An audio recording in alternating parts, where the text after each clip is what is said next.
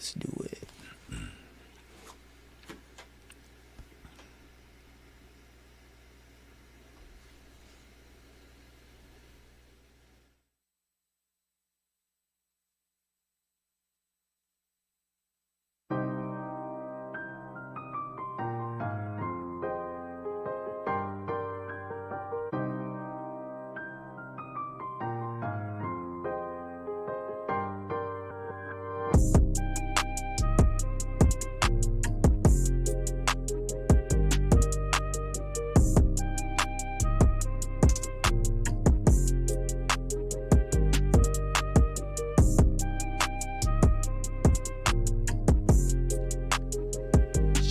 Check 1 2. Yes.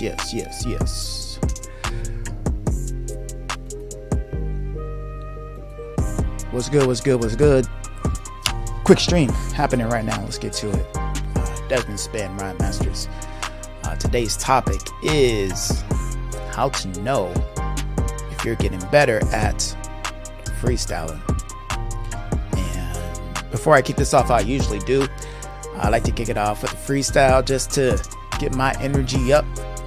But before I do that, got to talk about the thing I'm excited about, Fearless Freestyling, the ebook that is all about getting past that crippling self-doubt when you freestyle and defeating perfectionism. So there's a link to that. Check that out.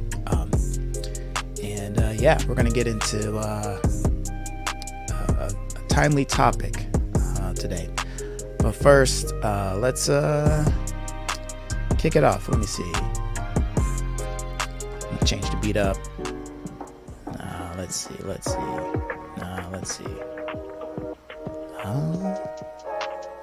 Maybe.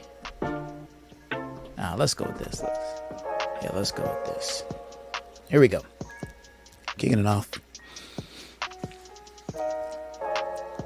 Let's see how we do.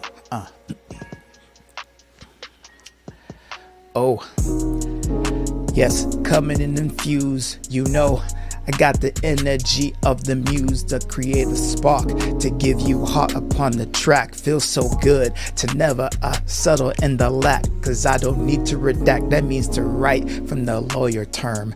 I keep on going, man, style straight like a perm, or is it curly? I don't know, my hair stays natural with the locks, but I'm free though, and this is how I rock for the people. Coming high top from the steeple, no desert eagle, not trying to kill, trying to uplift, trying to heal. This is what I do for real when I come through with the zeal and the zest. Yes, I manifest. You rocking with the DLUX, that be the name of the stage when I go through, turning my rage into the pain, into the art. That's how I make it start. When I get you in my scope, I be throwing it like dots. That means I operate with precision. Yes, I'm just living, have a good time. Open up past the vision, cause past the vision, maybe that's the way we roll on these Portland streets. Sometimes the rain can take its toll, but it's sunny outside. The sun feels nice on the skin, but you get in the shadows, then you are burned again. That's why I'm always rocking the hoodie.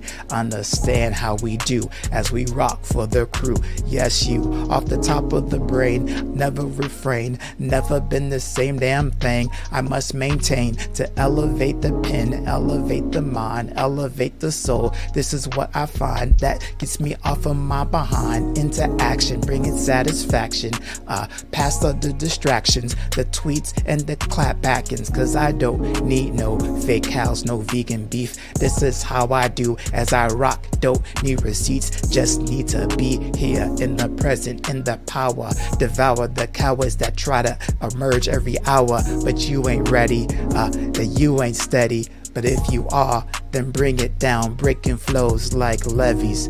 Oh, we got more time to go, got more time to flow, got more time to grow. If you're lucky, you get to live till you're nice and old. Rest in peace, Uncle Steve. Man, you have funny stories to tell, funny stories to swell. Got my eyes all swell as I let it come out, cause that grief is how we release the pain. The sadness is like reverse arrows to joy. I sustain a new plane, a new cortex, a new cerebral cortex. I guess I'm in a new mindset when I come correct. Yes, rocking with the man, the myth, the legend, DLUX. Yes. All right. That was fun. All right. Let's get to this. So, how did this come about? Well, it was a comment, and forgive me. I'll see if I can bring it up while I'm getting into it, but forgive me if I don't have it. But the latest comment on one of the streams, is this young man who's into freestyling. I think he's about to enter a talent show. That might be today, it might be tomorrow. Good luck to you in that talent show. Stop hitting the mic because I moved it lower so y'all can hear me better. But good luck to your talent show, young man. But your post got me thinking about this question, which is, how do you know when you're improving, when you're freestyling? Take a minute in the chat, in the comments, wherever you're watching this, whenever you watch this. How did you know that you're improving? How did you know that you got better? How did you know you got to a certain level of skill? And this is important to talk about because I think I remember in my journey. So long and short of my journey is one of the freestyles since I heard rapping. And I was since I was in my single digits, 8, 9, I think 10, 11, I tried to write a rap, didn't know how to do it. It's like, well, how did you do it? Fast forward all the way to college, that's when I actually started to freestyle. And that drive to get better, it's not a drive to get better. Like in the very beginning when you're freestyling, there's just this drive to get competent. Am I good? Can I do this? Can I actually be good at this? And the first thing that unlocked my ability to think that I could be good at freestyling was just, I can talk about what I want to talk about. I didn't have to talk about what other people or what I heard other rappers talk about. Like the things that I believed that were part of my principles, even though I was just developing them, that's what could come out. And so once I found that, I was like, okay, I can do this, but am I any good? Can I get better? How do I get better? So just like everybody else, just like you, right? You just freestyle a lot. You freestyle in the car, you freestyle while you're walking to and from classes, right? You freestyle for your friends, and they're like, yeah, that's cool. And then they get tired of you freestyling because you're freestyling all the time. And every time you go in, it's like there's this feeling that you're trying to reach, that feeling that tells you, yes, I'm good. I got this. I got skill in this. And you may have moments, right? You may have moments where where it clicks, right? Where you are, sorry, it was clipping a lot, so I turned it down.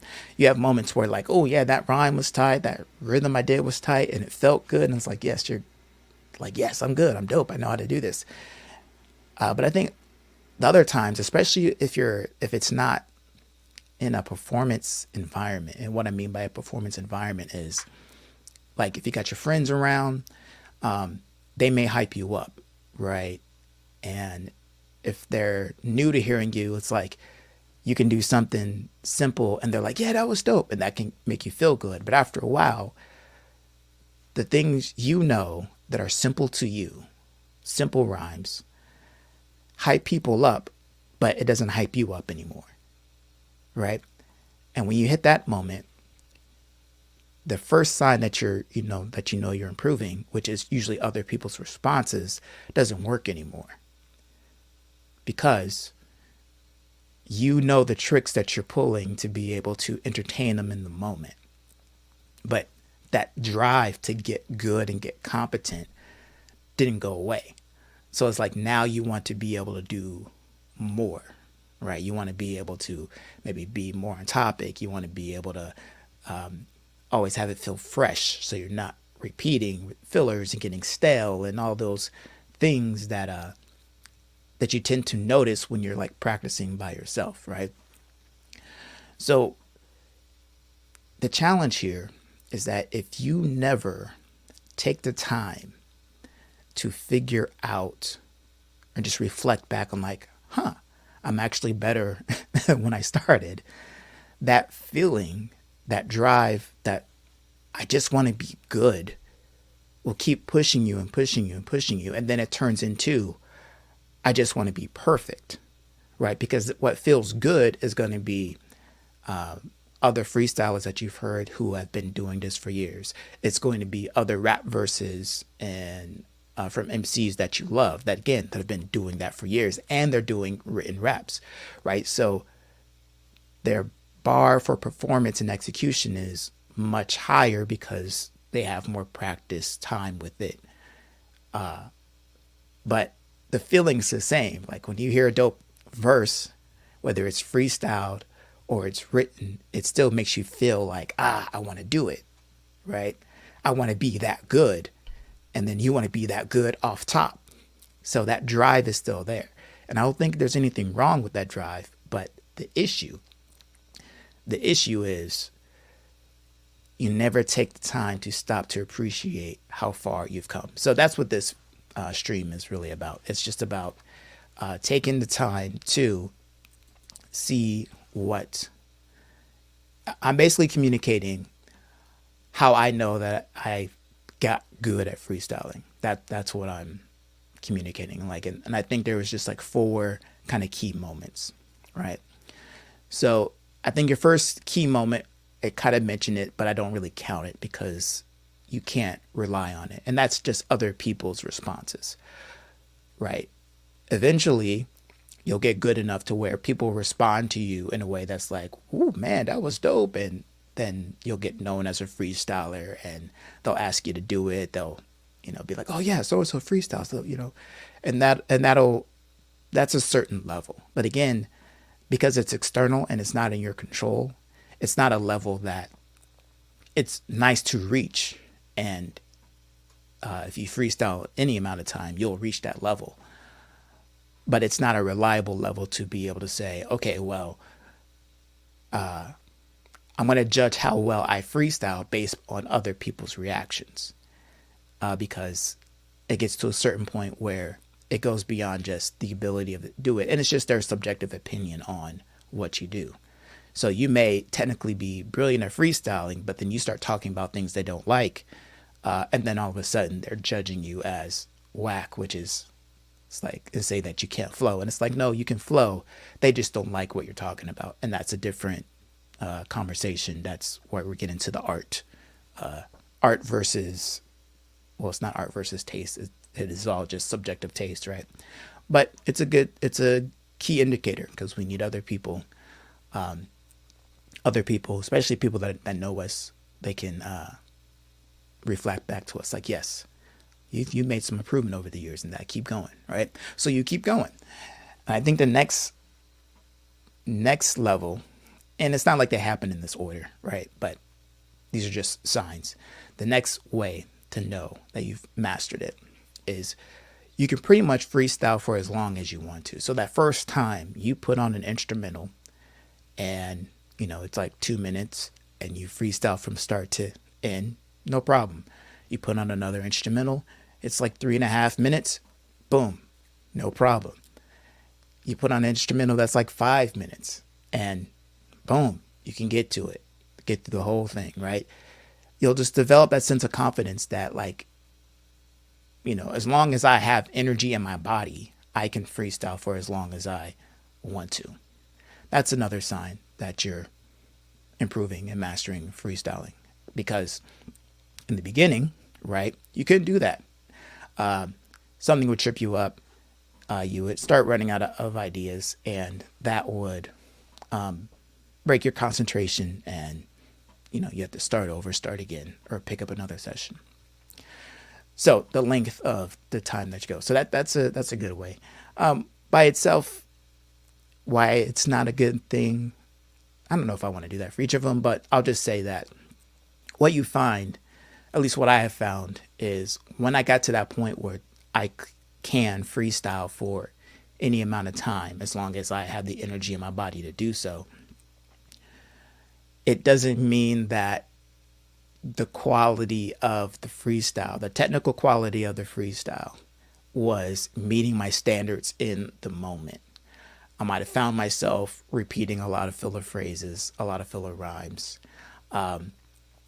And before I recognize this next way, I could get through a 5-minute freestyle session and be not enjoying it because I'm recognizing, here are all the mistakes that I keep making. And that's the other piece of it. Is another way you know that you're getting better at freestyling is you become more aware of, let's say, really your mistakes, and we can kind of break it down into each of their ways. So you become more aware of your filler phrases, right? And at first you're aware of your filler phrases and it's just like, I keep saying the same thing. That's a level of awareness. That's a good place to start. But the next thing you got to do is, most people try to kill the filler phrases, which is admirable. You can do that. And if you develop the awareness to know, I just said that, that's my filler phrase. Now I can bring in some mental moves to do something different.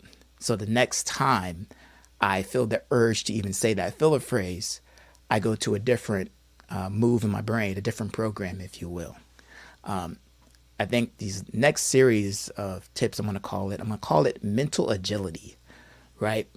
It's, you recognize that you just said a filler phrase, and then you maintain the mental agility to do something different next time. So you don't use that filler phrase in the same way. You may use it intentionally, which is different, but you don't use it. You don't use it unintentionally. You don't use it without awareness, because I think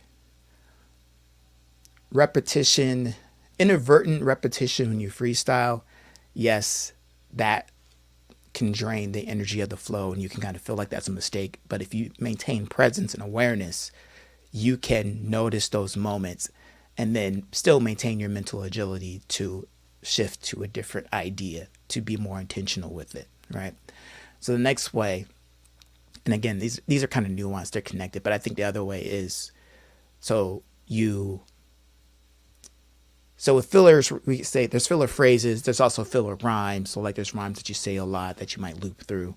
The next piece is just when you make a mistake. So let's say you can't think of a rhyme, and when you recognize that, I don't have a rhyme for this, or, all the rhymes I have for this I've said and I don't want to say, then that mental agility kicks in, and then you're able to shift to either another word to rhyme with.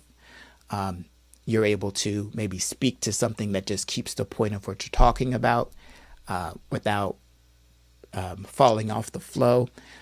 You may make a mistake with the flow, and then you maintain the mental agility and presence of mind to say, all right, that mistake is now my new cadence, and I'm going to repeat that cadence to create a new possibility going forward, right? So if I could sum it up, let me see, because I think I want to make sure I gave at least 4, right? Because the one, there's the bonus of like, yes, the people around you say, oh yeah, you're good. That's one way to know you're mastering, but it's not enough. It's like the icing on the cake. I said let's see. I'm going to go out of order. Am I doing it? My nonlinear brain's kicking in. Yep, I'm going to go out of order. All right, so you got the people saying, yeah, you're good. That's a sign that you know that you're mastering freestyling. But that's not actually one of the 4. That's like a bonus, right? Icing on the cake. Then you have the awareness of filler phrases. So you recognize, okay, there it is. You recognize when you are using filler phrases, and then you're able to bring mental agility to those moments to do something different with those filler phrases, right? To be more intentional, more present with it. Then the other way is when you make a mistake. Let's say you can't find a rhyme, or you like mess up on the delivery. you maintain presence of mind to bring mental agility to those moments, to know how to do that, to how to get out of those areas. Then I would say, lastly, excuse me, you have the presence of mind. Well, actually, no, this is not lastly. This is the third, and I have another one after this. So the third, which was actually the first, I'm going in all crazy order, my long linear brain. But anyway, which is just the length of freestyling. You can basically freestyle for as long as you want to without falling off, right? So those are 3 ways. And then I'll say the fourth way is you enjoy it. That's a fourth way to know that you're mastering freestyling. And I bring this up because, again, the difference of freestyling compared to the other arts within emceeing is that you are constantly dealing with the unknown in the moment, right? The best experiences I enjoy is when I'm discovering new connections. Again, these are all words that I usually say in some context, but somehow if I can bring them into this context, into the rap, that feels exciting, right? There's the possibility, there's surprise in that. And that's joyful to me. But when I'm working on a specific skill, or when I'm practicing and I'm trying to reach this, again, that drive to sound like what I think the perfect rap should sound like, then my joy suffers, right? And so the challenge for, beginners and just folks young in the craft, like, again, when I say beginners, I don't mean, I do mean beginners as those who are young in the craft of freestyling, but I also mean, like, I'll just say younger folks who get into this, is that because, again, you're young, you have the drive and hunger of your youth, right? You want to be the best of all time, right? The greatest of all time. You want to be the goats and the boat. You want to take over. You want to be bigger than Drake, and that's all great. Like, that ambition, that drive comes with that age, and it just can't suck the joy that you got from just doing the thing, from just freestyling. Because when you ascend in that skill level, then it's never going to be enough, and that not enoughness will drive the joy out of something that you love, right? And I know this from experience, because that's essentially what happened to me. And I only didn't stop because I remembered what it felt like to give up on a passion. And it doesn't feel good, right? And this whole enterprise now with Rhyme Masters and Growth Rap and all this, it's like I found another reason to keep rapping, and the reason that I keep rapping allows me to keep the joy in it, right? And again, it's this idea of growth rap, this idea of that personal growth that I experience while I practice the craft, right? I gain new perspectives in my mind and how it works. When I do it, when I'm hosting the ciphers on Fridays, right, I get to see other people just kind of emotionally kind of shift and grow and change and be comfortable being more open with who they are and what they're going through, and yet see them retain a sense of strength in it.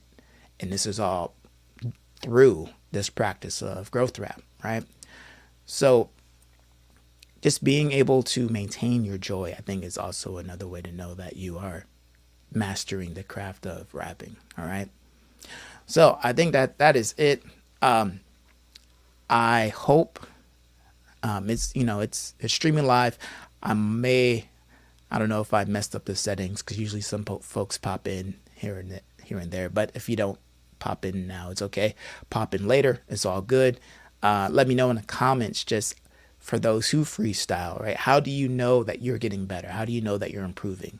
Because those are 4 ways that stuck out for me And it was a great question because it took me back to kind of just that beginner's mindset, right? Like, okay, why did I not see the progress? Because I'll put it this way.